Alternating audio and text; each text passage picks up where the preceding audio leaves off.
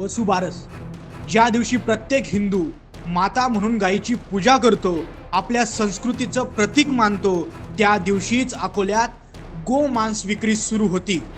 भारतीय संस्कृती मानणार नाही, भारतीय परंपरा मानणार नाही, भारतीय कायदे पायदळी तुडवणार, पण भारताचे सर्व लाभ मात्र हवे। पण जेव्हा हिंदूंच्या श्रद्धेचा प्रश्न येतो तेव्हा हे जिहादी साप हिंदूंच्या श्रद्धेवर घाव घालण्याची एकही संधी सोडत नाहीत।